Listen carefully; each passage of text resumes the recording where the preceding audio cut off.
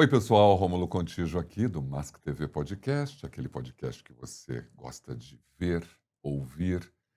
Muito importante para nós ter você aí presente e acompanhando esse projeto, ainda mais por essas pessoas maravilhosas que passam por aqui, contam suas histórias e acabam, de uma certa forma, contribuindo no seu desenvolvimento, no meu desenvolvimento e ajudando todo mundo, inspirando todo mundo. Hoje eu estou aqui com o Eduardo Rocha. Ele é da Zinec, uma consultoria incrível que você vai conhecer, mas ele é um engenheiro químico com uma bagagem, com uma história, com uma capacidade de desenvolvimento humano, de apoio às empresas e aos profissionais, que você, nesse período de uma hora, vai acompanhar. Rômulo Contígio está no YouTube, você pode ir lá, dar seu sinal, tocar o sininho, dar um like, nos acompanhar, que é super importante para nós.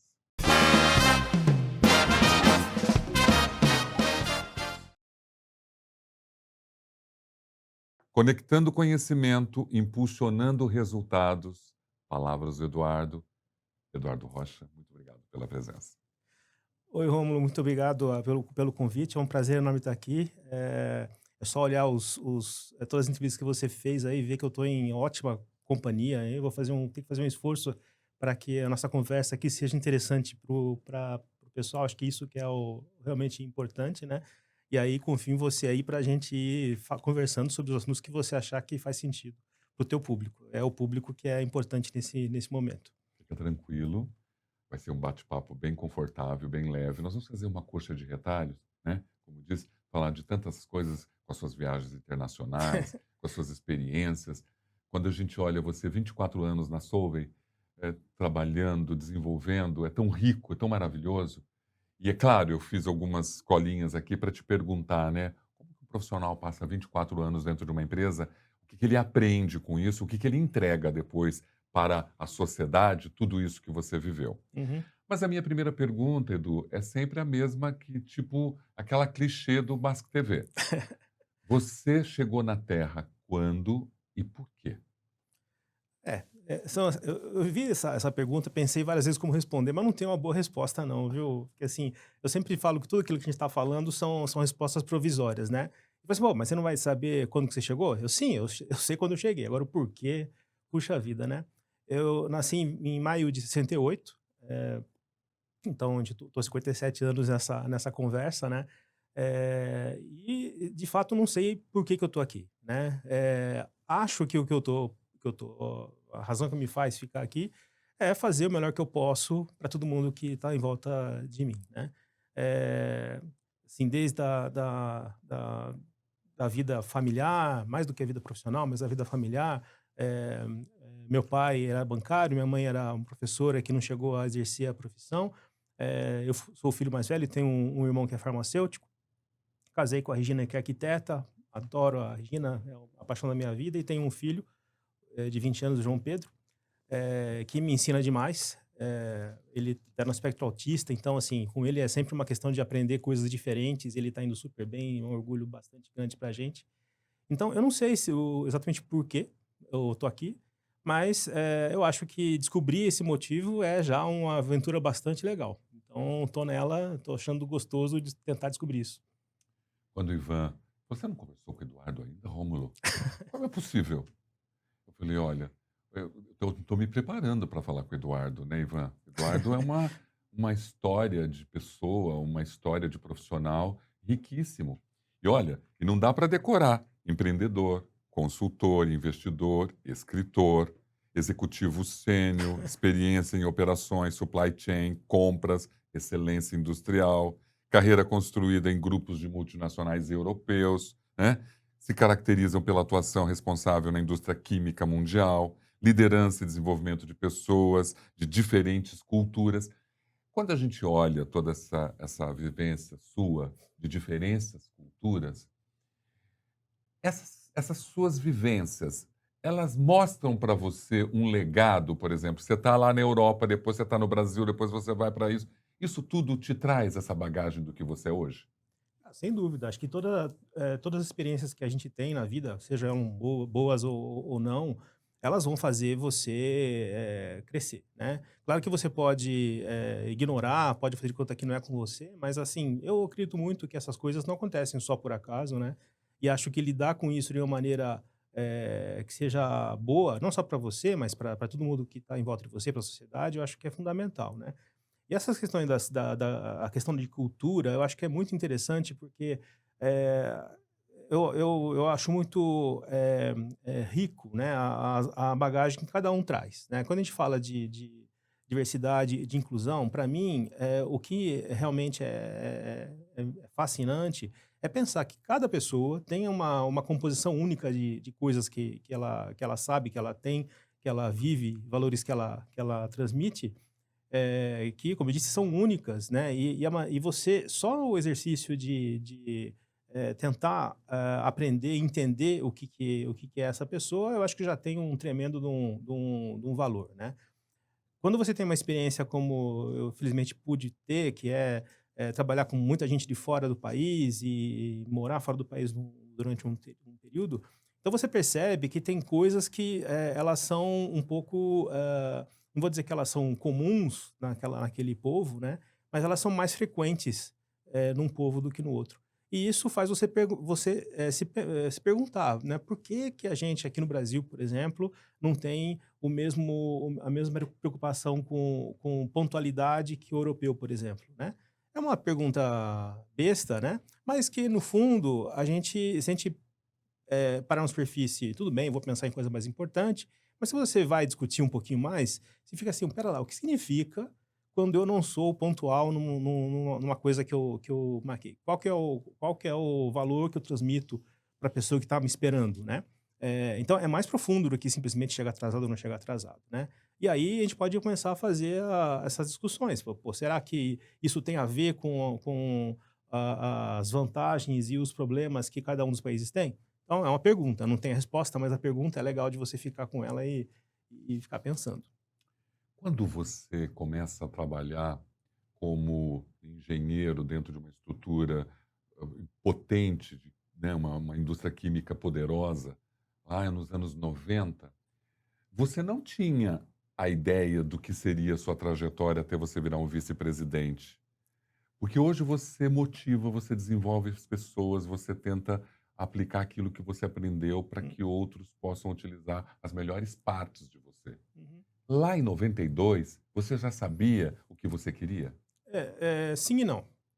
Eu acho que tem um lado que eu já sabia, que era essa história de fazer muitas coisas diferentes, né? Eu nunca me vi como um especialista de nada, nunca imaginei que eu ia ter uma carreira só de engenheiro fazendo coisa de engenharia a minha vida toda.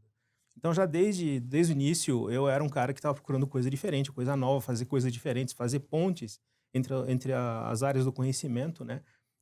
Então, isso já tava claro para mim desde o início, né? O trajeto específico que eu fiz, ele é um pouco de adaptação também das condições e das circunstâncias e também das oportunidades que aparecem, né? Então, nesse sentido, eu não imaginava lá no início que eu ia ser um executivo de compras ou de supply chain, né? Mas, quando eu tive a oportunidade, fui entender o potencial que isso trazia para as organizações, eu fiquei apaixonado por essas profissões, como eu era pela de engenharia anteriormente, né?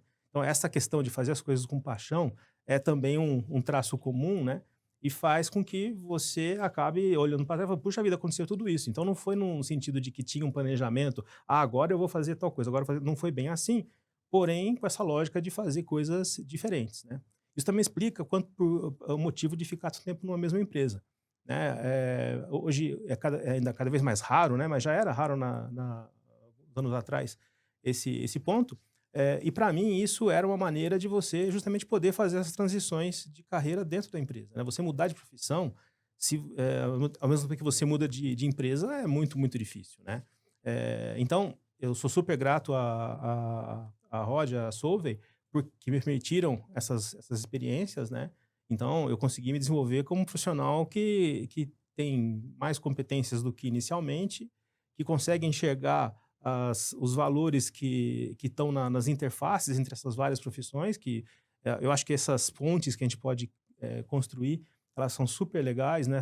Tem valor escondido aí que as pessoas às vezes não enxergam. A hora que você consegue construir uma ponte, isso, né, cria muito valor. Então, por causa disso, eu acho que acabou, né, transformando esse ponto. E é o que acontece agora nessa fase da minha vida profissional, em que a Zinec é a atividade principal, mas tem outras coisas que eu faço justamente para complementar essa questão toda de ser um cara muito inquieto, né?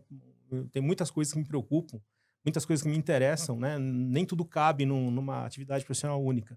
Por isso que você precisa fazer mais coisas, né? Então, esse é o ponto.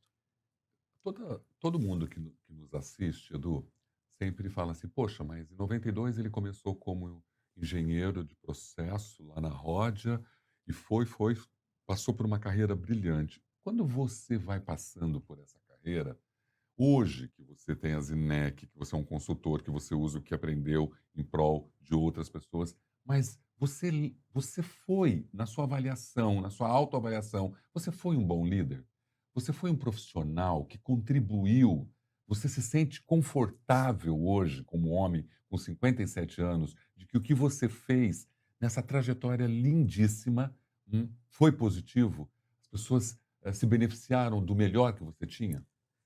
Talvez essa pergunta se deveria fazer para os meus liderados, não para mim.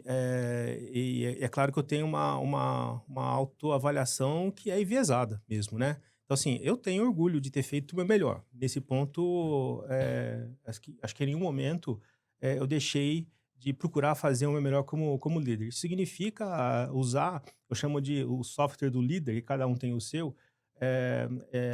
Eu acho que uma coisa que eu fiz diferente, faço diferente, é lidar com cada uma das pessoas de uma maneira diferente, na maneira que a pessoa precisa, ou gosta mais, prefere, né? Então, por exemplo, tem pessoas que preferem um líder que fique mais presente, que faça junto as coisas lá. Tem liderados que preferem ficar um pouco mais à vontade, assim, elas vão sentir como uma invasão se você ficar muito junto, né? Para dar 2 exemplos, né? Então, identificar o que cada um da equipe prefere e precisa, porque às vezes também tem uma questão dele próprio não enxergar muito bem o que pode ser melhor, né? Sim. Fazer essas coisas eu sempre fiz, né? E acho que o resultado disso é um equilíbrio de suporte e desafio, né? Eu não acho que. eh, eu acho que dependendo bom, você tem que encontrar esse equilíbrio entre suporte e desafio para cada um. E acho que se eu fosse perguntar para cada um dos meus liderados, talvez eles vão fazer responder, né, ou fazer uma resposta sobre se esse ponto estava bem ajustado no caso dele. Talvez para alguns tenha sido muito no lado do desafio, talvez para alguns muito do lado do suporte. O que eu posso dizer é que eu sou amigo de muitos ex-liderados, né, até hoje. Me orgulho dessas amizades, né, são pessoas que eu gosto muito, além da questão profissional, né. Então eu acho que de alguma maneira eu consegui fazer algumas coisas que poderiam funcionar, né. Agora, eu não posso dizer de jeito nenhum, falar assim: "Não, quer dizer que todas as suas ações e decisões foram as corretas na sua vida?" Não, evidentemente que não, Não. né. Agora, mas por isso que eu falo de uma autoavaliação, primeiro porque é o seguinte, a gente sabe quando, porque você desenvolve outros líderes hoje, você, né, tem essa mentoria, mas você sabe se você foi um líder bom ou se você foi um líder ruim. A gente sabe isso, se a gente foi um líder autoritário, o perfil de liderança que você teve, você sabe qual foi, né? E independente da resposta daquele outro, é legal a gente ter essa consciência que você acabou de dizer, de que hoje eu sou amigo das pessoas com quem eu trabalhei e de alguma forma, em algum momento, nenhuma delas foi, digamos, prejudicada pelos meus atos. Não, esse é outro ponto. Eu nunca fiz nada, deliberadamente negativo para ninguém, né. E assim, mas assim, essa dificuldade que eu vejo, eu falei que é enviesada, porque você consegue ter uma avaliação Uma assim: "Ah, pô, leitura, eu né? acho que aqui foi legal, aqui não foi tão legal". Você consegue ter isso. Só que isso é um ponto de vista muito muito exclusivo que é o teu, né, e que não é a realidade. E do momento, né, que estava lá, né. Exato. Talvez você e a pessoa não tinham a mesma informação de contexto, e isso causou emoções diferentes para você e para ela. E não necessariamente foi tudo bem para todo mundo, né? Então, é meio abstrato o que eu tô falando, mas assim, no fundo, nós estamos falando de relações, né? De duas pessoas, né? Ou mais. E essa relação, ela é como qualquer relação, né? É só pensar num casamento, né? As pessoas, elas entram num casamento porque se amam, porque elas querem construir alguma coisa juntas, e muitos desses casamentos não dão certo, né? Por que que isso acontece, né? Então, eu acho que a relação profissional que se estabelece entre o líder e o liderado, ela tem esse mesmo aspecto, né? E eu concordo, porque o que acontece? Quando eu te faço essa pergunta, é porque quem assiste, por exemplo, aqui, está sempre querendo aprender com um gestor. Uhum. E aquele momento que você estava vivendo lá é tão diferente, mas te traz hoje uma história para você poder fazer o seu trabalho, para poder fazer as avaliações. Quando você era menino, né? Porque você entrou na faculdade em 87, Isso. né? Engraçado que eu estava saindo, eu cheguei aqui em 86 para 87 e formado numa primeira graduação que eu fiz, e era tão maravilhoso os anos 80 para a gente. É, quem te impulsionou a isso, Edu? Teu pai e tua mãe te levaram a isso? Eles sugeriram para você ser engenheiro químico? Tinha uma história dentro de casa que te levou a isso? Não tinha. Eles, assim, meus pais sempre foram muito apoiadores no sentido de estudar, né? Estudar era um negócio fundamental, né? Investiam, né? No estudo da gente, né? É, tanto no meu caso quanto no meu irmão. E o nosso papel era ir bem na escola, estudar bem, não tinha essa, né? Eu sempre tive facilidade, nunca fui um cara que precisava estudar muito para conseguir tirar notas boas ou aprender bem. Então, eu conseguia me livrar, lidar bem com tudo isso. Mas acho que a questão, assim, foi como eu sempre falo, né? Tem um lado do acaso aí, né? A gente gosta muito de dizer que tudo aquilo que foram coisas boas e bem-sucedidas, foi a gente decidiu. É a obra minha, né? Eu sou o cara, eu fiz. E aquilo que não foi muito bem, te diz que foi o acaso, né? O contexto, sei O lá, né? O universo? universo. Então, isso é natural, não estou criticando, assim que a gente pensa para se defender, né? Então, eu acho que essa lógica do que a pessoa faz acaba tendo muito do acaso, né? O fato de virar engenheiro foi também uma sequência de acasos, né? E assim, dá para você fazer, pensando aqui, eu consigo achar alguns momentos, antes de fazer engenharia, eu fiz colégio técnico de química. E fiz colégio técnico de química porque eu achava que fazer um colégio técnico interessante e gostava de química. Foi só isso, né? Quando eu comecei a fazer, eu achei super legal, gostei. Aí fui fazer um estágio. No estágio, a minha ideia era assim, eu vou fazer química, né? Aí eu trabalhei com engenheiros químicos. Falei assim, opa, tem uma coisa aqui que é mais legal que química, que é engenharia química. Opa, isso é que eu vou fazer, né? Depois fui fazer engenharia química, gostei da engenharia química. Então, é sempre um pouco assim, né? Então, você pode até dizer, puta, mas você teve sorte, né? Assim como você gostou, podia não ter gostado. Pois é, por isso que eu falo que eu reconheço a sorte, né?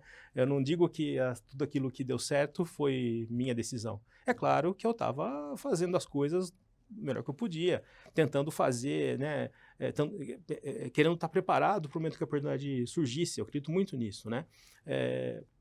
Mas foi por aí. E depois que eu fiz a faculdade, entrei na Rodia como estagiário, depois como trainee, aí entrou nessa lógica que casou muito, muito, muito bem comigo, que é essa visão de melhorar as coisas, né? E eu falo isso assim, como uma coisa importante, porque, infelizmente, não é a regra geral do mercado, né? As pessoas... Eu sou um cara que eu vejo uma dificuldade, um problema numa empresa, aquilo para mim não é necessariamente negativo, né? Eu enxergo aquilo como oportunidade de resolver, portanto, comparado ao resultado de hoje, você resolvendo, você tem um ganho de resultado, né? É uma lógica meio óbvia, mas é invertida. As pessoas não gostam muito desse tipo de lógica, né?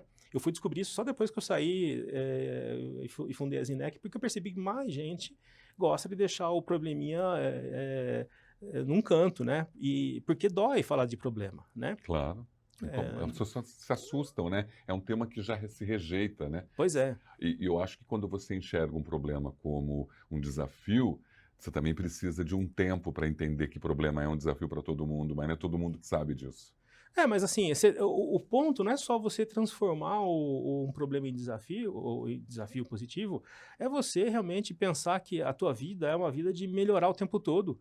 E ao fazer isso, você faz duas coisas fundamentais. A primeira é que você aprende, e ao aprender, você vai descobrir mais coisas no futuro, né? Então é um processo que se retroalimenta, né?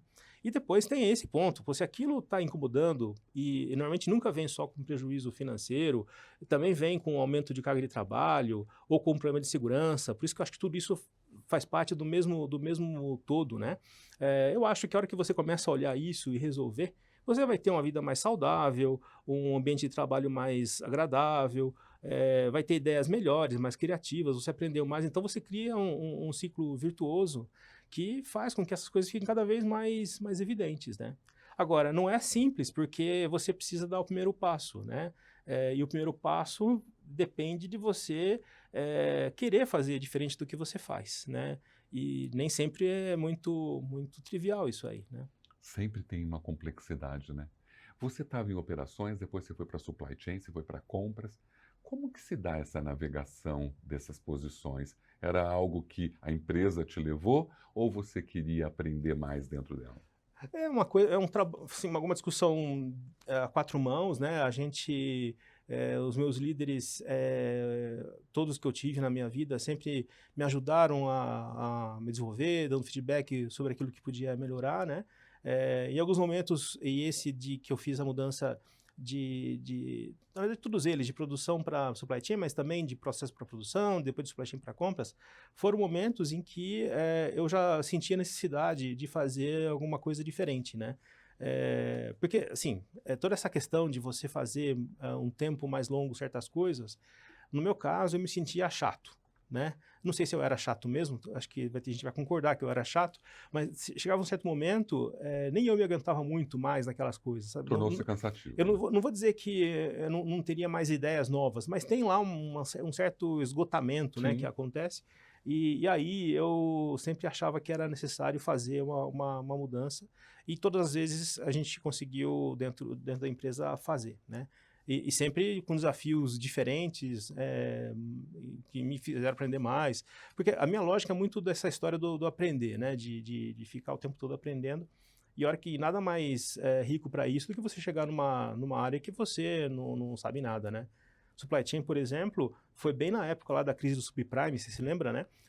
E aí todos os estoques explodindo, né? Porque Explodindo. Desabou o mercado de um dia para o outro, né? E eu tinha acabado de assumir a função do supply chain, tinha que planejar uns estoques enormes, tivemos que vender matéria-prima, fazer um monte de coisa para poder regularizar as coisas. Mas depois de alguns meses eu estava palestrando falando dos métodos de supply chain que a gente tinha desenvolvido lá, eu e a equipe, né? Não foi uma coisa que eu tenha feito sozinho, pelo contrário, mas foi legal porque eram boas práticas que a gente podia contar e fui lá contar no mercado. Então, aí deu aquele estalo, assim, puxa vida, né? Você não precisa ter uma experiência super, super, super longa para conseguir fazer a diferença. Não quer dizer que você sabe tanto quanto aquele que já está há muito tempo na estrada. Claro que não. Mas esse olhar diferente, muitas vezes, vai permitir que você complemente esse conhecimento que já existe e faça coisas diferentes. Por isso que eu falo dessas pontes, né? Você cria algumas coisas que não existiam justamente nesses pontos vazios que tem de monte por aí, né? Então é bem por aí que vai. Eu gosto de investigar um pouquinho toda a situação da carreira do convidado, justamente porque quem está te assistindo fala, poxa, tem ali um olhar dele real do que ele está vivendo, né? Mesmo nos processos, dos projetos, nas operações, a migração para outras áreas, foram migrações que permitiram com que ele aprendesse e pudesse, de repente, utilizar isso hoje como conselheiro. Hoje Uhum, você é conselheiro também. uhum. Ser conselheiro, o que é isso para você? Você se sente apto hoje para poder contribuir no desenvolvimento do outro? Bom, todos esses papéis, né? Então, o papel de executivo, consultor, conselheiro, mentor, você usa uma parte dos seus conhecimentos como base para todos eles. Claro. Mas são papéis muito, muito, muito diferentes. E acho que você precisa, por mais tempo que você tenha, por exemplo, de experiência como executivo, para você conseguir fazer um papel no conselho que seja adequado, você precisa fazer um aprendizado grande da forma de se comportar, né? E acho que essa é um pouco a luta que eu acho que todo mundo faz, e eu reconheço a dificuldade dela, porque assim, o mais natural é você sair já pensando como executivo. Tem que fazer assim, assim, assim, assim, assado, olha só, vamos fazer desse jeito e tal. Não é isso que o conselheiro tem que fazer, né? O conselheiro é muito mais sobre perguntas, né? Eu gosto das perguntas, mas assim, é duro você deixar as perguntas abertas, né? E o resto do conselho e o empreendedor, principalmente, fazer a reflexão dele. E a reflexão dele pode tomar um tempo diferente ou pode resultar numa conclusão completamente diferente daquela que você imaginava. E está tudo bem, porque esse é o papel do conselheiro, né? Então, é muito diferente do executivo. Quando você vai fazer um trabalho de consultoria, e a Zenec é mais do que só uma consultoria, mas quando eu estou trabalhando como consultor nesses projetos, também não é a mesma coisa. Ela não é conselheiro, não é consultor, não é executivo. Você tem que encontrar maneiras de ajudar a equipe a se desenvolver e aprender e fazer aquilo de maneira que depois não dependa de você, né? Para você realmente está fazendo aquele time, aquela equipe a fazer uma mudança de patamar, né? Porque você está ajudando ela a identificar uma oportunidade de melhoria, um sucesso novo. E acho que isso faz com que o teu papel seja diferente, né? Então, é isso que é o ponto, né? Mentor mais ainda, né? Quer dizer, você vai fazer um trabalho de mentoria, eu faço alguns, você tem que tomar muito cuidado, porque se você faz a projeção da tua experiência e meio como se fosse o certo para o teu mentorado replicar a tua experiência, você está fazendo um péssimo trabalho, né? A experiência do teu mentorado é única. Então, o que você tem que fazer, você pode usar exemplos, você pode mostrar coisas que às vezes ele não está enxergando de possibilidades que existem, mas você jamais pode ser o cara que diga assim, olha, eu acho que é melhor você fazer isso numa mentoria. Por um consultor, sem dúvida, você vai fazer isso, você percebe? É verdade. Né? Então, para mim, essa diferença que é difícil. Não vou dizer que é fácil, não vou dizer que eu faço bem.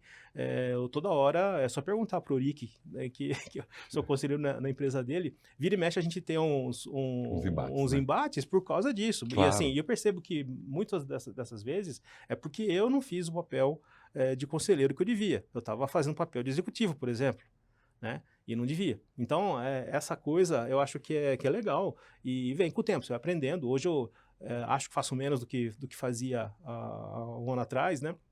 Mas acho que essa é a curva aí de aprendizado que acontece, né?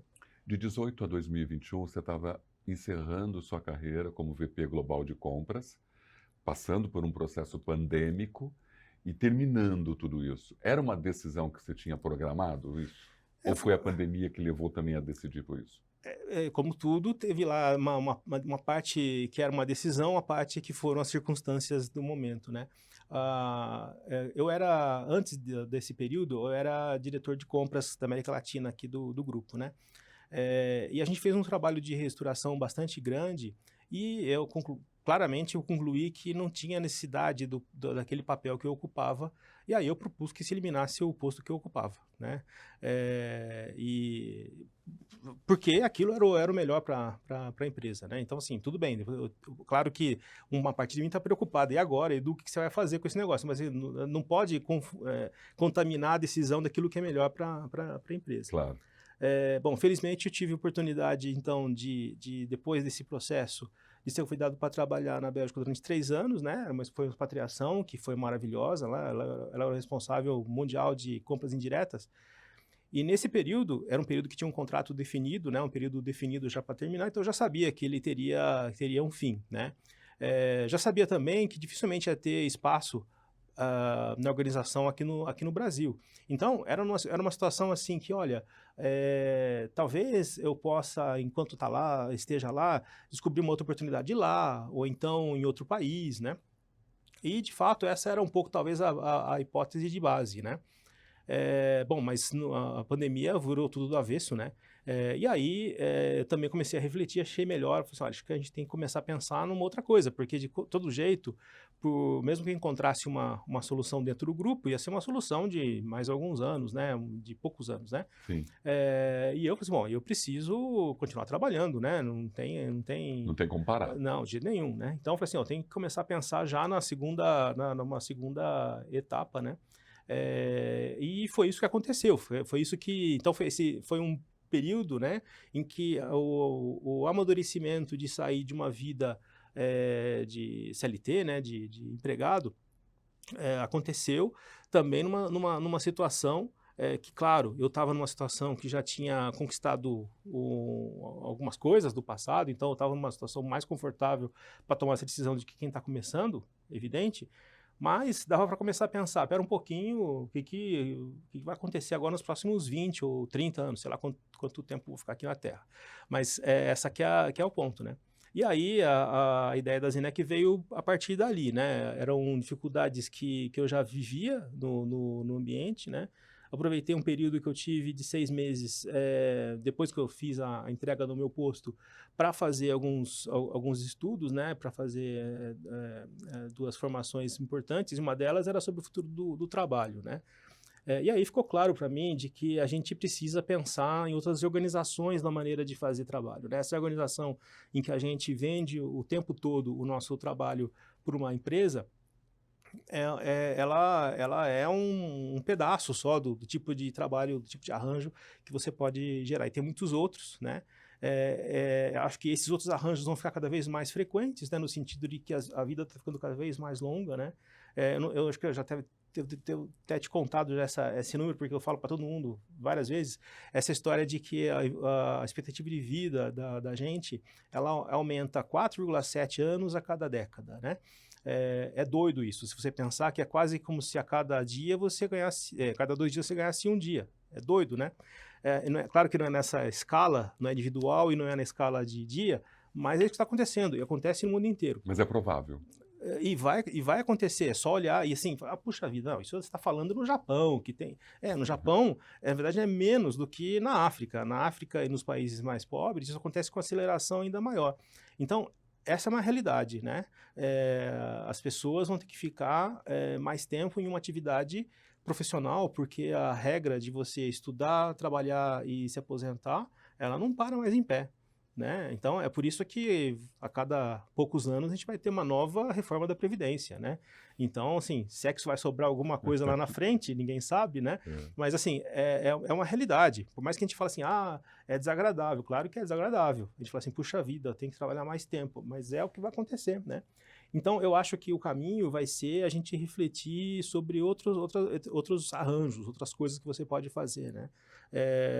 Esse curso que eu fiz, a professora a Linda Gratton, uma super especialista nesse tema, ela fala de uma coisa que é para pensar. Ela diz assim, ó, toda a nossa vida, ela tá meio torta, se a gente pensar, né? Pega, por exemplo, quando os seus filhos estão na idade que eles mais precisam da proximidade dos pais. É também a fase em que os pais estão no pico da velocidade profissional, é lá que eles estão ganhando dinheiro em maior velocidade, né? Então, é normalmente o ponto onde eles estão mais afastados dos filhos. Claro. Então, ela pega esse ponto, que é um fato, né? E diz assim, não pode dar certo, né? Algum arranjo diferente vai ter que ser feito.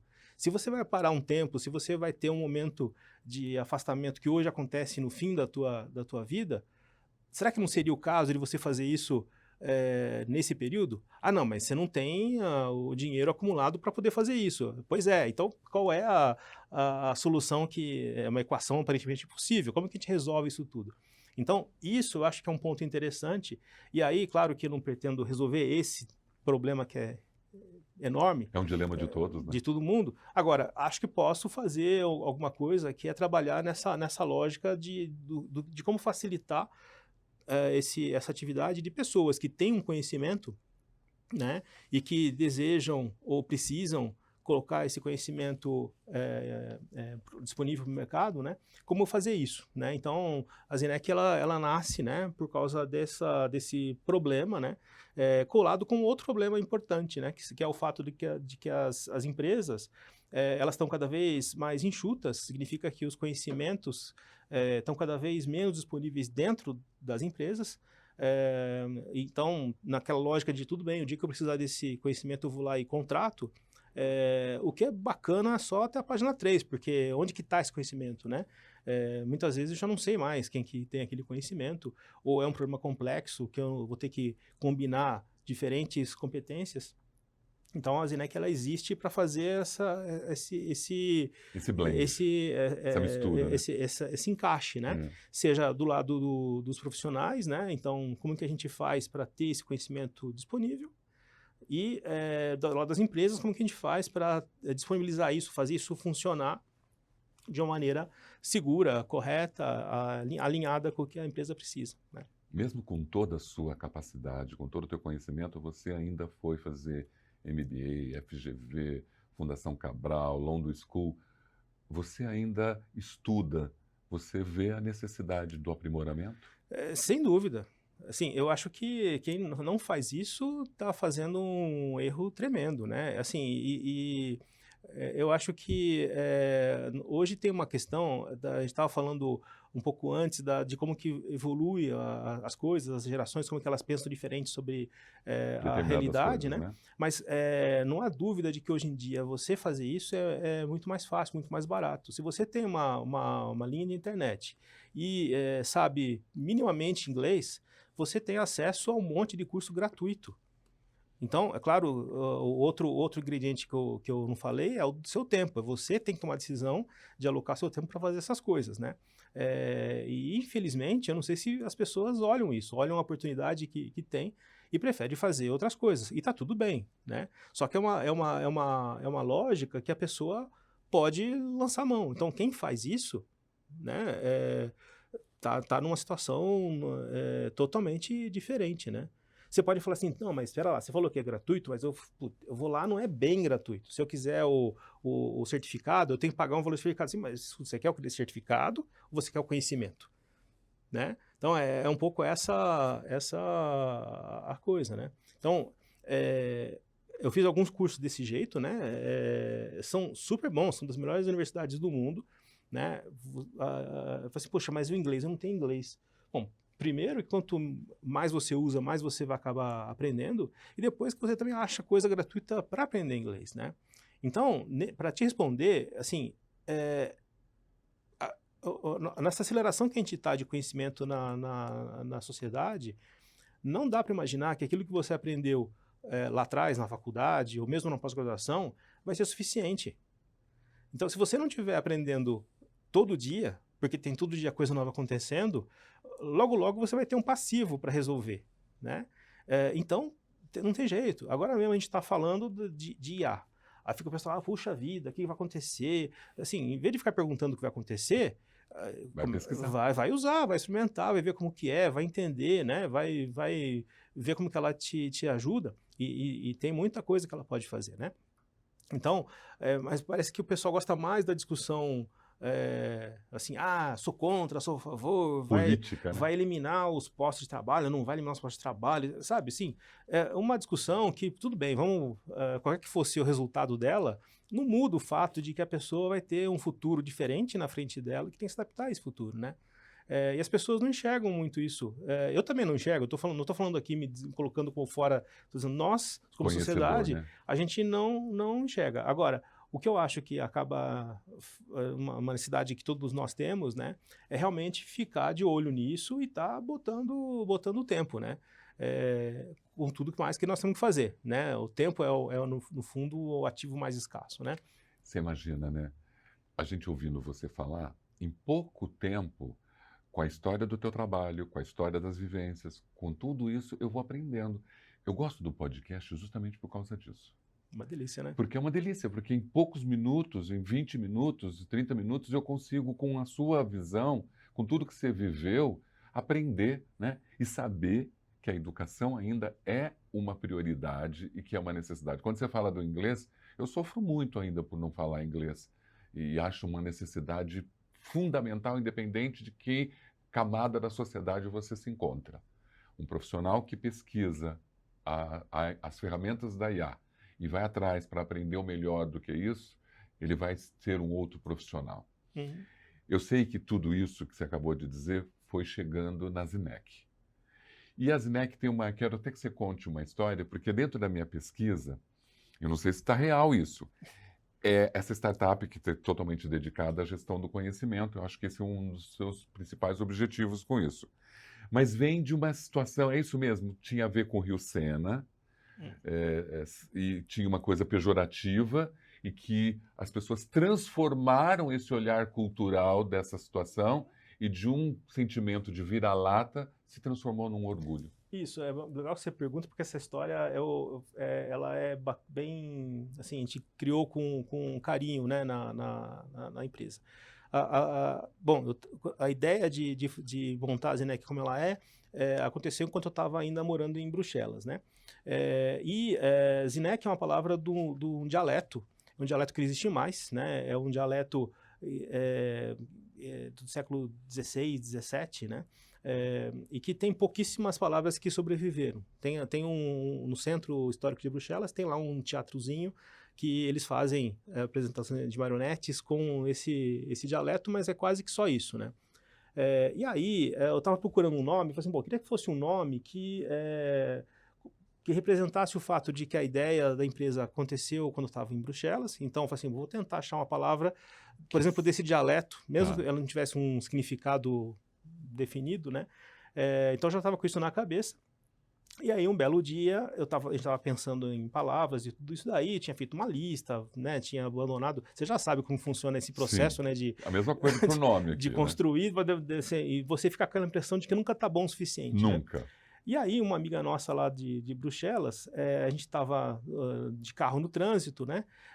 E apareceram, tinha uns cachorros de rua na cidade, né? Na rua, assim. Coisa que você não vê muito lá, né? E ela falou assim, né? Ela é professora de línguas, né? E ela falou assim, Zinec. Né? Na verdade, no dialeto é Zinec, mas em português a gente fala Zinec. Tá. Zinec, eu gostei da sonoridade, né? Falei assim, o que é isso? Daí ela explicou, né? E aí vem a história do rio. O rio, não como Sena da França, eles chamam de Seine, né? Seine. Ele tinha um braço, e nesse braço as pessoas acabavam deixando os cachorros lá para viver soltos, né? Porque tinha um grande acúmulo de cachorros naquela época, né? Então, esse braço do rio, o Seine, nesse dialeto, era chamado de Zine, e aí o braço do rio era conhecido como Zinec. Com o tempo, então, as pessoas começaram a chamar os cachorros abandonados, vazios andando soltos, como Zinec, mas no sentido pejorativo, né? Meio no sentido de vira-lata negativo, né? Sim. Com o passar do tempo, né, essa palavra, ela ganhou forma, ganhou uma ideia totalmente diferente, porque para reconhecer que Bruxelas é uma cidade super cheia de diferenças, de contrastes e de pessoas que vêm de outras regiões, né? Diferenças culturais. Assim, a maior parte da população tem uma origem fora da Bélgica, né, em Bruxelas. E isso faz com que tenha essa visão de mistura, de inclusão, fazendo uma coisa melhor, né? Aí eu falei assim, poxa, esse nome está super bacana, porque ele tem a ver com a gente, com essa visão de incluir coisas diferentes, incluir conhecimentos diferentes. Cada um dos consultores que a gente traz, ele traz uma bagagem que é única. Uhum. Cada um dos clientes com quem a gente conversa, ele tem um desafio que é único, né? Então, toda essa combinação faz uma coisa super única. E a gente tem que ser ágil. A gente não pode ser o cara que usa uma metodologia padronizada, como muitas vezes a gente vê nas consultorias, né? A gente tem que ser super ágil, bem nessa lógica do que a gente conhece do vira-lata a gente chama do caramelo aqui no Brasil, É verdade. assim, que é aquela visão do cachorro safo, né? Do cachorro esperto, que ele se vira bem, né? Então, a gente quis emprestar todo esse conceito da inclusão, da diversidade, da agilidade, né? Numa palavra belga, né? E que representa um pouco toda essa questão, né? Então é como se as grandes consultorias fossem lá um cachorro de raça, aqueles que o pessoal tem que escovar, porque se não escovar fica um negócio assim, e a gente fosse um cachorro mais adaptado, mais robusto, e mais flexível também. E a questão também dessa diversidade cultural, né? Sem Que se dúvida. permite olhar para todos de uma forma igual, né? Permitir que todos façam parte desse movimento, né? É, Olha, você tem o Jabuti Elétrico. O Jabuti que é Elétrico. isso? Jabuti Elétrico foi um projeto, está já completou a segunda temporada e vamos para a terceira. E, bom, uma das coisas que, além de compra, supply chain, eficiência operacional, um tema que me encanta é inovação e estratégia, né? Sobretudo inovação disruptiva, né? A gente não percebe essas coisas acontecendo e quando a gente olha para trás, a gente vê mudanças enormes, né? Parece que aconteceram de repente, mas se a gente olhar com atenção, não foi assim, né? Bom, o João, como eu falei, ele está no espectro autista e ele tinha uma visão de ter um canal do YouTube. Ele falou assim, não, eu queria ter um canal do YouTube, na cabeça dele ia ser um youtuber famoso, ia viralizar, ia viver só de fazer lá uns vídeos e não sei o quê, e um monte de coisa, né? Bom, você sabe muito bem que não é assim que funciona, Não né? é, não. No YouTube, né? Mas a gente nem sabe como funciona, na verdade, né, Exato, né? Se porque alguém às vezes soubesse, que me explicasse, né? porque Por exemplo. da noite para o dia, uma mulher que tirou alguém de uma poltrona de um avião porque não cedeu lugar, Pois é. viralizou e comprou um apartamento e ficou milionário. Pois é. Não, mas mesmo se eu olho os teus episódios todos, né, eu vejo uma variação de público enorme. A Enorme. variação de um para o outro aqui é uma escala de 1000, né? É. Tem uns que são 1000 ou mais, ou 10.000 vezes mais Vistos, né? assistidos do que o outro. Assim, para mim é um mistério, porque do ponto de vista técnico, um e o outro, para mim, eles são tão bons quanto, não tem... Bom, mas voltando à história do João, né? Então ele queria desenvolver esse negócio, fazer o canal e tal, não sei o quê. E dentro dessa loja, eu falei assim, tá bom, eu vou te ajudar. Só que é o seguinte, né? Então nós vamos ter que desenvolver essa metodologia e a rotina de lidar um frequência, canal, né? que não é fácil, né? Não. E aí ele topou, não sei o quê. Bom, beleza, só que é o seguinte, como a gente tem que buscar conteúdo, então vamos escolher algum conteúdo que eu tenha bastante coisa, porque senão, se eu tiver que a cada semana ou a cada 15 dias buscar conteúdo, eu vou ficar louco, né? E aí a gente combinou, então, de falar sobre carro elétrico, inovação e carro elétrico, né? Então, o Jabuti Elétrico é um canal que fala sobre carro elétrico, numa lógica de inovação, de onde veio, porque tem... Então, cada um dos episódios são episódios curtos, né? Normalmente 10 minutos, não é mais que isso, e que a gente fala de algum tema interessante. Então, tem, sei lá, por exemplo, um dos recordistas de velocidade lá do começo do século passado era um carro elétrico, né? Uhum. Já teve carro elétrico, que era a maioria dos carros no trânsito, num certo momento. Então, todas essas histórias que as pessoas não conhecem, né? A gente começou a utilizar. E é legal porque a gente começou a prestar atenção, por exemplo, nessas curvas exponenciais aí de aceitação, né? Tem muita gente que fala assim, acho que não vai dar certo, porque não sei o que tem, porque a bateria, né? Então, a lógica é de desmistificar um pouco essas coisas que as pessoas falam porque não estão prestando atenção. A hora que você vai olhar informações mesmo de quem estudou e tudo, você vê que não tem dúvida de que isso vai acontecer. Não sei se em quanto tempo, mas eu não tenho dúvida de que do ponto de vista do usuário, não é quem o governo vai mandar, ou que o CO2... Não, é o usuário que vai concluir que, olha, sabe que uma coisa, você ter um custo por quilômetro rodado que é 1/5 do a gasolina faz sentido, né? Para um carro que custa já a mesma coisa. Então, acho que é o que está acontecendo, a gente está vendo acontecer. Bom, mas enfim, a ideia foi fazer esse canal para falar dessas coisas, né? É um canal que a gente não aparece com o rosto, então a gente fez tudo com voiceover por IA. Ok. Eu tinha feito algumas experiências com IA também, deixando mais humano possível, né? O conteúdo é humano, mas com ferramentas que pudessem reduzir o tempo. A apresentação. E fizemos 2 temporadas, né? Então agora ele está em pausa, o João começou a tá na faculdade agora, então ele está com desafios um pouco maiores, então logo, assim que ele tiver um pouco mais equilibrado, a gente retoma e faz a 3ª temporada. Não, e depois, dentro dos teus posts, da sua rede, hoje você também já direcionou muito para a questão automotiva, principalmente com esse foco. Você tem um olhar ali sobre De isso. inovação, porque assim, esse caso é interessante porque assim, é um reconhecimento da minha própria falha, né? Se eu olhar, por exemplo, música, eu gosto de música, né? Para mim, essa história do LP pro CD, pro MP3, pro streaming, né? Foi uma coisa meio que assim, agora tem uma tecnologia nova, né? Só que assim, essas curvas, elas são super interessantes e por trás tem uma coisa que eu acho fascinante, né? Que é o fato de que a empresa que domina um certo mercado, ela tem muita dificuldade para lidar com a inovação. Pega, por exemplo, fotografia, né? É verdade. A fotografia química, né? Os mais novos que nunca viram um filme químico, né? Um filme que se revelava, né? Sim. Mas existe, né? O pessoal vai pesquisar que vocês vão descobrir que existia. Esse era o processo. O Kodak da vida. Exato. Então, a Kodak era a líder do mercado para fazer isso daí. E um belo dia apareceu fotografia digital e que acabou com o domínio da Kodak. E é muito interessante essa história porque a Kodak foi a empresa que tinha as patentes da câmera digital, né? E que não conseguiu, né, fazer a transferência de uma tecnologia para outra. Por uma razão muito simples. Você tem que lidar com uma tecnologia que é o que paga as contas, né? E uma outra que ainda não se provou, né? Quando você olha na estação dos carros elétricos, você está vendo exatamente essa mesma coisa. E no caso da fotografia e do som, dos exemplos que eu dei, eu não tinha percebido isso, né?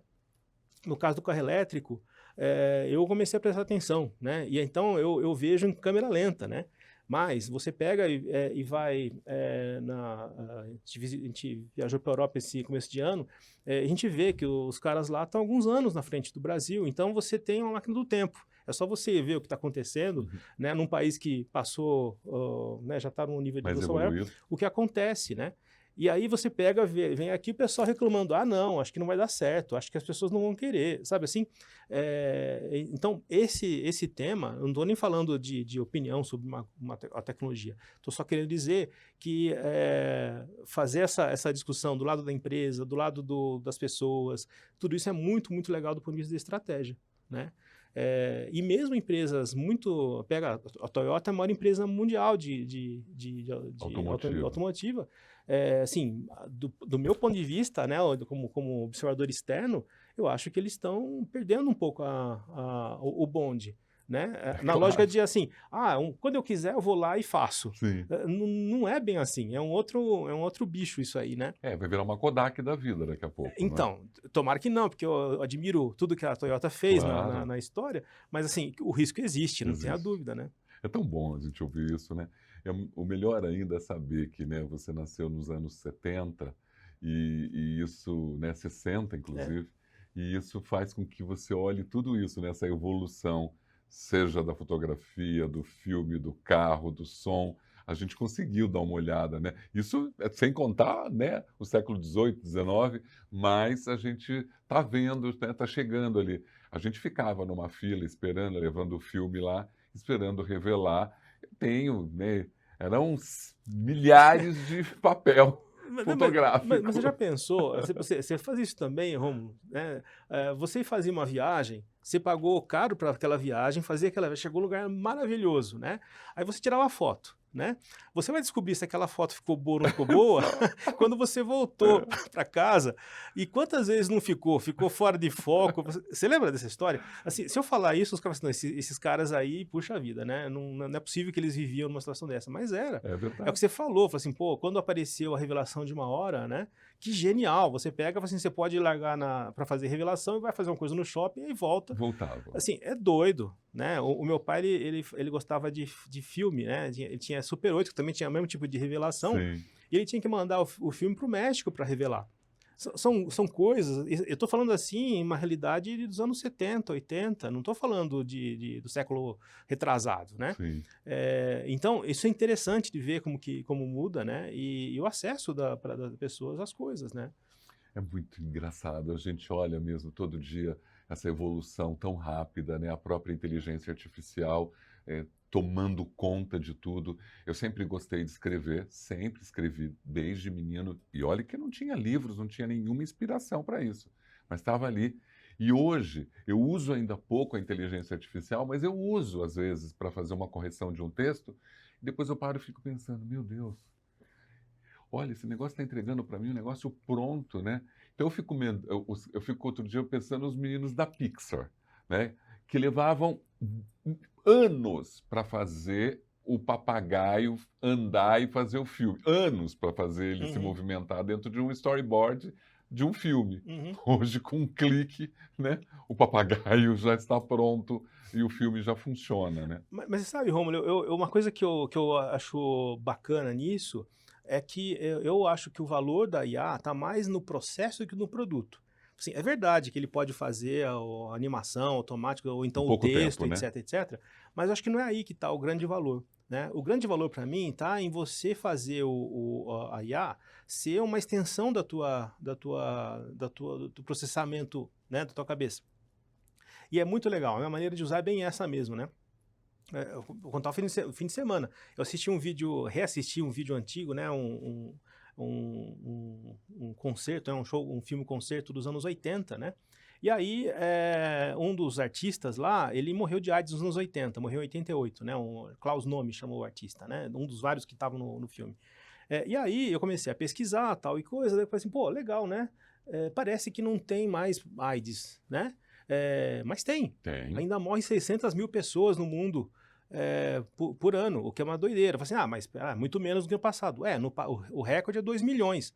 Então nós estamos falando, não é um negócio assim tão menor do que era. Parece que isso virou uma história do passado.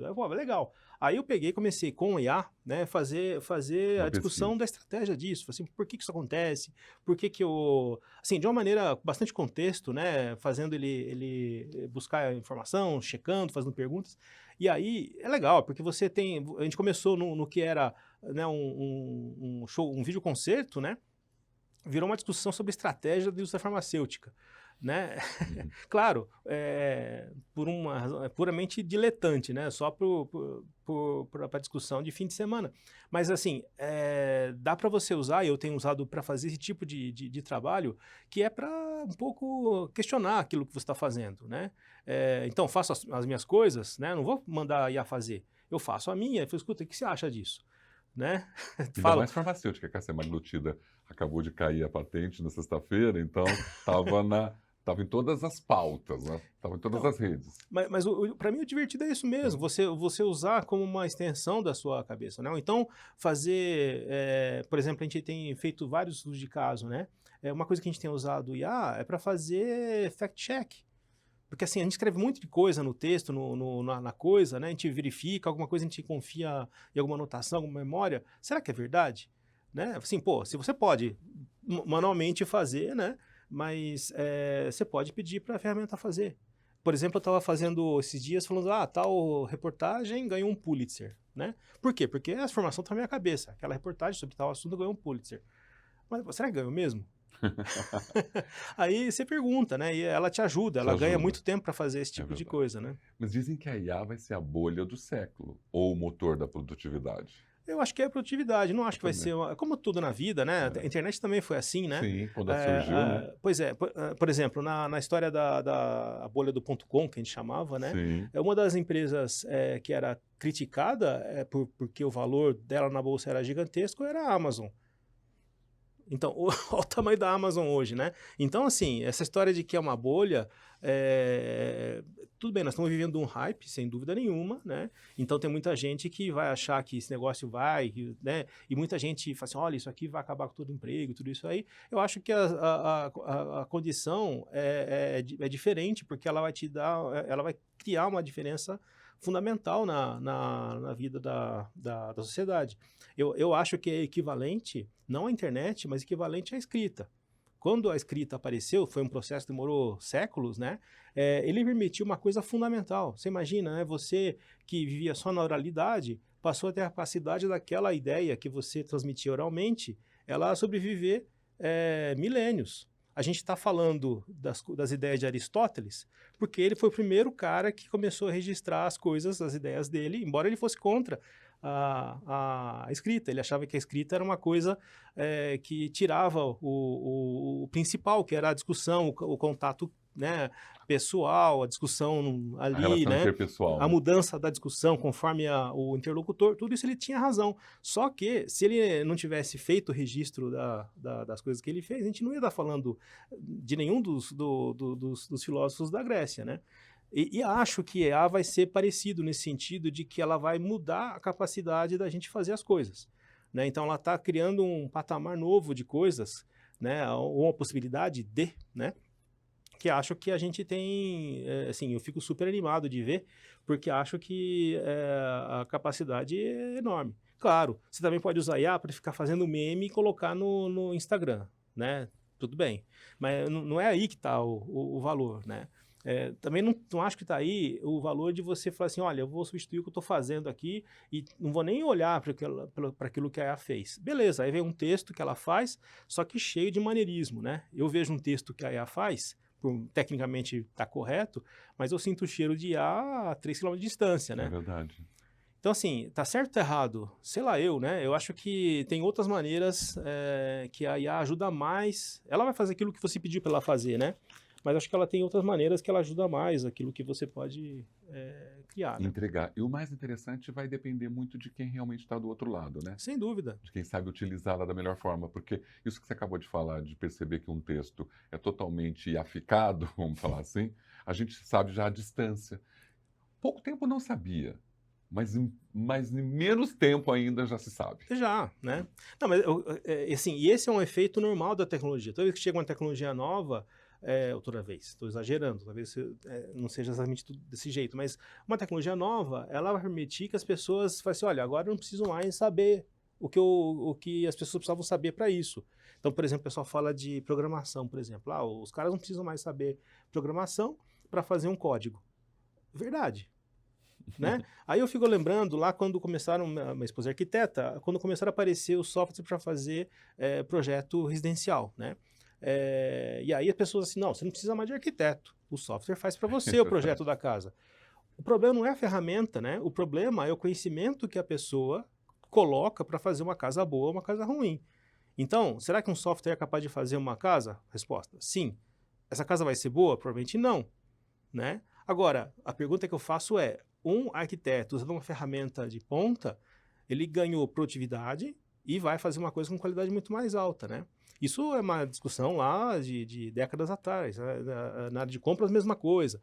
E IA, para mim, é exatamente a mesma coisa, né? Eu acho que o valor não está em dizer se a ferramenta é muito boa, muito ruim, se ela é melhor que a outra, se eu devo fazer isso sim ou fazer nada, se eu simplesmente boto um promptzinho, uma linha e pronto, e fico olhando o que ele me fez. Acho que não é essa a abordagem. É você falar assim, olha, você como profissional competente na sua área, né, e que você teria capacidade de produzir uma certa quantidade de coisas, né, com IA você é capaz de produzir mais daquela quantidade com o cuidado que você tem, com o conhecimento que você tem.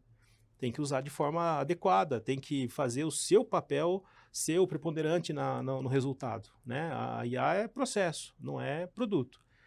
Tá vendo aí, né? Você está acompanhando, está assistindo. Era para fazer 7 episódios, porque é muito conhecimento, é muita informação à nossa disposição. 1 hora é muito pouco para conversar com você. Passou o tempo que eu nem vi. Claro, né? Olha quanta informação você traz, né? Olha quanta riqueza essa sua história de vida tão maravilhosa. Eu me sinto muito honrado e orgulhoso. O que faz a Zinec hoje? O que ela está entregando para todo mundo? Então, o nosso processo na Zinec, então, são vários a gente organiza como uma startup. Então, Ok. no final, acabam sendo projetos de consultoria, né, as entregas principais, também treinamento, né, algumas coisas nesse sentido, mas é sempre uma lógica de estrutura, né, de uma startup. Significa que a gente tem os processos que a gente definiu como estratégicos, e está desenvolvendo cada um deles, né? Então tem vários dos processos que fazem parte da entrega que já estão validados. O processo mais longo, que a gente está numa fase que ainda precisa de bastante coisa, é justamente como que a gente faz para escalar o volume de mercado, né? Então, e não é simples, né? A gente está falando do mercado B2B, que é conhecido, tem muita técnica por trás, mas a história do que faz a pessoa se interessar por uma mudança, como a gente disse, essa história de não querer fazer a mudança, da melhoria, tudo isso que a gente comentou antes, né? No caso da Zinec, é estratégico. Então, a pergunta como que eu faço para que a gente identifique as pessoas que têm interesse em fazer uma mudança, né? E ajudar, né? Se a pessoa está nesse momento. E se ela não está nesse momento, o que eu faço para que ela esteja? Então, tudo que nós estamos fazendo agora é justamente desenvolver esse percurso. E que passa por alguns elementos que a gente já validou, né? Um deles é dizer o seguinte, olha, todo o contato que a gente tem com qualquer pessoa, seja ela um cliente que já paga, seja um lead, seja alguém que a gente está só conversando, ele tem que ser uma entrega de valor. Isso a gente acredita muito, né? Porque você só vai falar assim, pô, vale a pena conversar com o Edu e com o Oswaldo, meu sócio, se esses caras aqui, eles estão falando alguma coisa que me agrega valor, senão vou fazer outra coisa, né? Então, tudo que a gente faz tem que ter valor, seja numa reunião, seja num material que a gente coloca, né? A gente tem vários materiais que a gente disponibiliza gratuitamente, que são estudos de caso, que tem conhecimento legal lá dentro, que tem experiência acumulada lá dentro. O Oswaldo tem mais de 40 anos de experiência Eu em vi compras. o Deepwater Horizon também, que é um material que vocês montaram incrível. Então, estudo de caso aí, focando um lado na ponte, segurança, compras, né? Então, a gente procura fazer essas coisas. Então, assim, aquilo que a gente está produzindo, eu acho que traz valor, né? A gente disponibiliza isso para as pessoas, sem compromisso, né? A gente não vai ficar ligando toda hora para saber se a pessoa vai fazer negócio com a gente, né? A gente acredita que isso vai eventualmente acontecer quando a gente tiver conquistado a confiança do cliente, e isso acontece a partir dessa história do valor. Então, esse tema é um tema super, super importante, e a gente está nesse processo. E o outro que é muito importante é essa história que o pessoal chama das dores, né? Que eu acho uma má escolha de palavras, né? Dizer que o cliente vai resolver as dores dele. A gente acha que isso é ruim, porque isso faz com que a pessoa tenha que revisitar decisões do passado. Ninguém gosta de fazer isso, né? E nós estamos falando de um negócio que mesmo a gente não é capaz de resolver, de ajudar o cliente. Então, a gente sempre prefere transformar isso numa discussão de sucesso. E é muito simples. A gente pergunta assim, quais foram os seus últimos sucessos? A pessoa sempre vai falar do que de fato ela tem feito e que resultou em coisas legais, que ela sente orgulho de ter feito com toda a razão, né? A gente daí faz a próxima pergunta. Qual é o próximo sucesso? Não pergunto qual é o problema. Por que eu vou perguntar qual é o problema? Pergunto qual é o próximo sucesso. A pessoa, invariavelmente, vai falar de uma coisa que está incomodando, uma coisa que ela queria fazer, que ela não tem como fazer, ou que ela não sabe, né? E aí que a gente acaba entrando.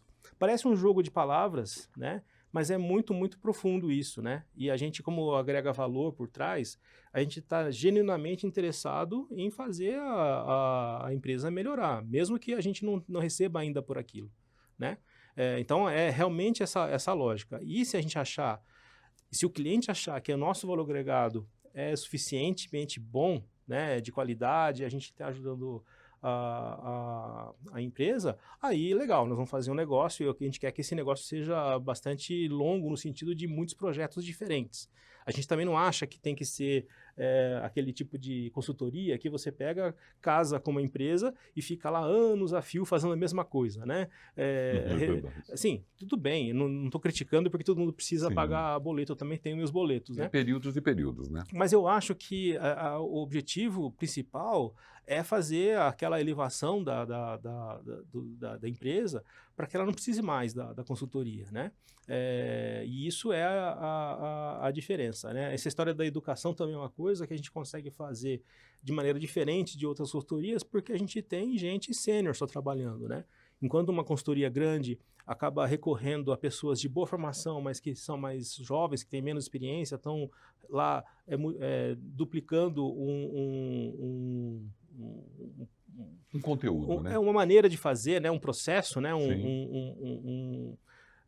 uma maneira estruturada de organizar a coisa, né? A gente também tem as estruturas, só que a gente faz isso com gente que tem experiência prática, que já viveu isso na vida profissional, portanto está mais capacitada para fazer sugestões, para fazer melhorias, né? Eu, no outro lado do balcão, quando eu tinha que trabalhar com consultorias na minha atividade de executivo, era muito difícil você tirar algum valor justamente da equipe de consultoria, porque Não tinha vivência, né? o sócio que tem essa vivência, sem dúvida que tem, ele está lá na abertura do projeto e depois Ele vai embora. ele vai aparecer na reunião de fechamento, né?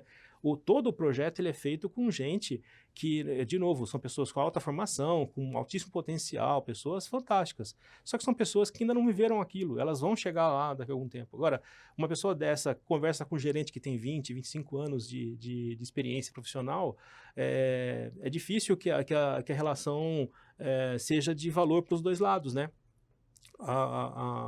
A consultoria fala assim, olha, esse aqui é o protocolo, a gente faz assim, esse é o framework, a gente vai aplicar, então hoje nós vamos fazer isso, né? Então é uma definição que funciona, tudo bem, mas os problemas complexos, que são aqueles que realmente tiram o nosso sono, né?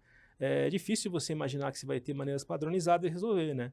Então eu acho que são esteiras, né, de solução, são maneiras, né, mas que tem um ajuste que precisa ser feito caso a caso, e esse ajuste só acontece na criação conjunta, né, de alguém experiente do lado da consultoria com a equipe, né, que conhece a realidade, né, é disso que você vai criar uma coisa única, né, que é o conhecimento único para aquele projeto e que vai valer para o resto da vida para aquela empresa, né.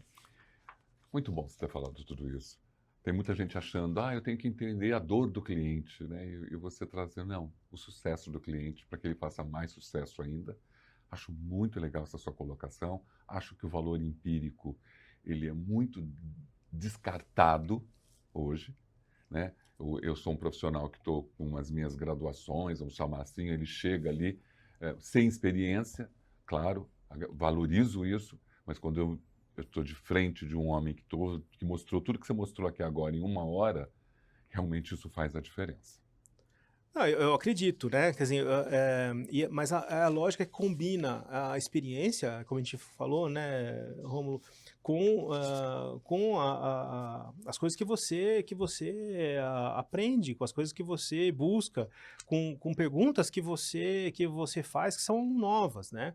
Essa história da maturidade do cliente foi um conceito que eu trouxe lá da psicologia, né? Eu fui conversar com um psicólogo super renomado e não fui conversar com o pessoal de marketing digital. Esses caras sabem o que eles fazem, não é Sim. isso. Mas eu fui beber na fonte lá dos psicólogos, que é a mesma pergunta, assim, como que você faz, você psicólogo, como que você faz para aconselhar o teu não sei se chama paciente ou cliente, né? Mas a pessoa que você quer ajudar, por exemplo, para convencer a pessoa, sei lá, parar de fumar, né? Como faz, né? Tem método, Claro que assim, tem. lá da psicologia, né? Então fui de lá que fui buscar e a gente desenvolveu alguma coisa que respeita as pessoas, né? Porque se você não fizer isso, você fala assim, não, isso aqui é um funil, eu vou aquecer o funil e vou lá fazer né, fazer 20 ligações, né?